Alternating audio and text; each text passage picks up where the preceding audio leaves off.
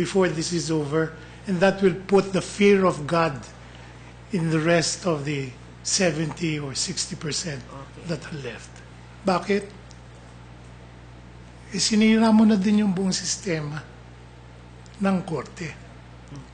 Bakit hindi nalang sabihin, eto, kalimutan natin ang mga nakaraan, o henceforth, gagandahan natin ang sweldo, bibigyan namin ng magandang facilities, aayusin natin ang pamamalakad, but no fooling around after today.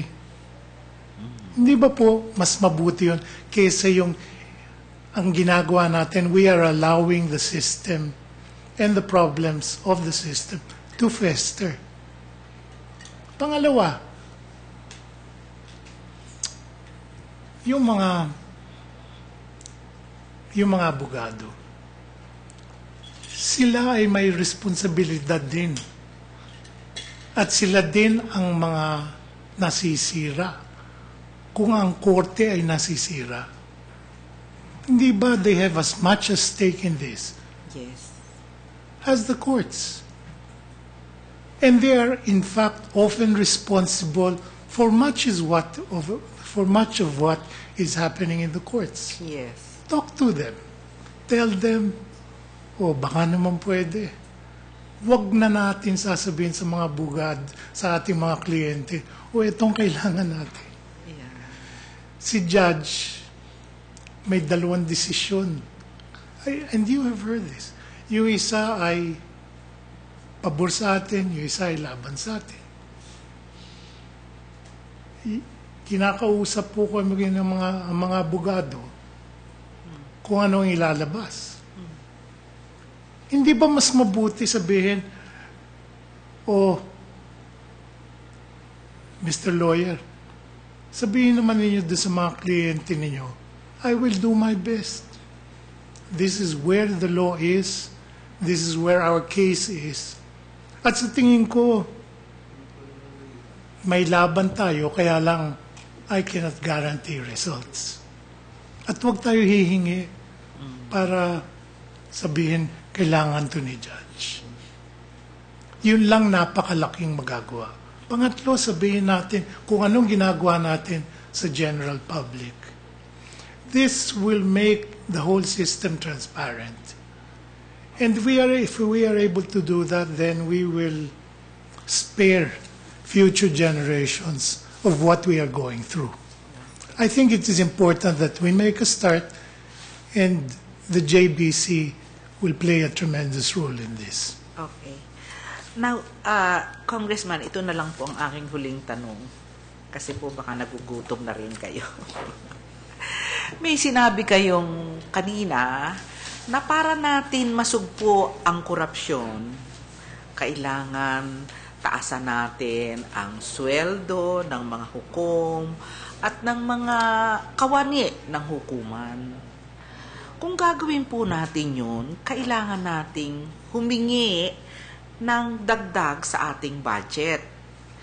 Kayo po ay naging kinatawan dati at palagay ko ay alam ninyo ang dapat gawin. Pwede ho bang sabihin ninyo sa amin kung kayo ay magiging mapalad na maging punong maestrado, ano po ang gagawin ninyo para madagdagan ang budget ng hudikatura?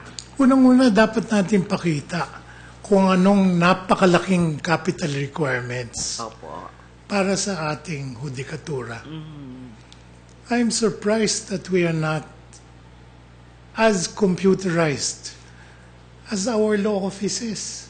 Yes. Maski anong law office punta ninyo, wala ng mga sekretarya sapagkat lahat ng mga abogado, they are computer literate. Yes. They do their own research, they do their own typing, everything is available. Tingnan po ninyo, isang suggestion. Narinig ko po si Justice Carpio at sinabi nila may program sila of giving thumb drives. Alam po ninyo, ang problema, yung thumb drives, nakita po ninyo yung thumb drives. Yes. Ganyan kaliit po yun. Napakadaling mawala yun. Napakadaling nakawin. Yes. Opo. Ang dapat po talaga, isang technological survey of our court system. Bakit? Yung isang 1 terabyte of memory storage will be enough for every single court in this country. So bigyan ninyo bawat korte ng 1 terabyte. Naku, baka hindi po makaya. Napakamura po nun. You're not talking big bucks. You're talking of Okay. $200-300 Okay. for storage capacity. Ano ibig sabihin po nun? Hindi na nawawala ang mga court records. Hindi na hahanap ka sa mga filing cabinets kung ano yung decision. Lahat yun ay nandun. They are not only researchable, they act also as your own memory, your own storage, your own data keeping. Yung ganun simpleng bagay ay magbibigay sa inyo ng facility na, dito, ito ang napakagandang pagbabago sa ating korte. Siyempre, iniisip ninyo, hindi ba dapat may central unit? Tama po. Ilagay po ninyo sa Korte Suprema. So lahat ng kaso, wherever in the Philippines you may be having a case, lahat po yan available sa Korte Suprema. Available to the entire judicial system. And then, probably in some vault, in some government office, you will have a backup again. But that will make sure that the facilities that are now available to offices like the LRA, yung Land Registration Administration, that should be made available also to the judiciary. Yun ang sinasabi ko na, sa tingin ko, siyempre, dapat pag-aralan. This is not just Ronnie Zamora talking or making some preposterous proposal. No. But it can be done. It can be done for much less money than is expected. Okay. Yun na pong huling katanungan ko sa inyo, Congressman. Pero meron pong nagpadala sa amin ng katanungan na nakikiusap na kung pwede daw po ay itanong sa inyo. Opo. Kaya kung papayagan niyo po ako, ay babasahin ko yung tanong niya. Actually, Tagalog din ho yung tanong eh.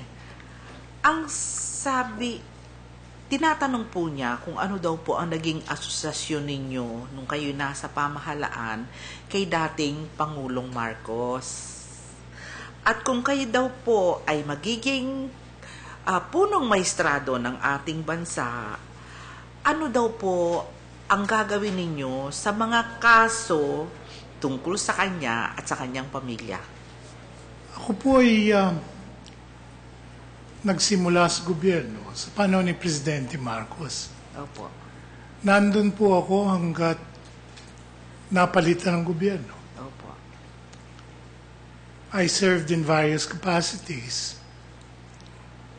And I always thought of him as not just the president, I always thought of him in a slightly more personal way.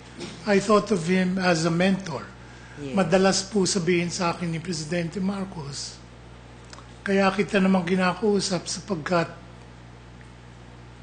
pareho tayong dinaanan. Ano pong ibig sabihin nun? Pero niyang kinakantsuan na dalawalad daw ang number 1 sa Malacanang. At hindi lang ako. Ibig sabihin pati siya. Opo. Tama po yun. Opo, pareho kayong So number it 1. is not, First placer. it is not a question of Pangulo lang siya. Hindi po. Anong gagawin ko sa mga kaso? Well, malinaw naman ang sagot, hindi ba po? Justice. Kaya lang po, para Dapat malinawan. po, yung mga kaso matapos na. Tama. The Marcoses are old enough, they are mature enough, they can defend themselves properly, bakit hindi natin tapusin yung kaso? Ano man ang desisyon, Kalabasan. sa tingin ko, after 30 years, matapos na lang yung kaso, pati sila, ang pamilyang Marcos, ay magpapasalamat. Okay. Like anybody else, nobody wants a case that drags on for 30 years. Hindi lang ordinaryong tao, hindi lang mga Marcoses ang nakataya dito, lahat tayo. None of us wants to be subjected to 30 years of having to go to court. Okay. Salamat po ng marami, Congressman. Thank you very much. Salamat po. Justice Hermosissima Sena. It's now good afternoon, Good afternoon po. Congressman Oricit Senator. Senator.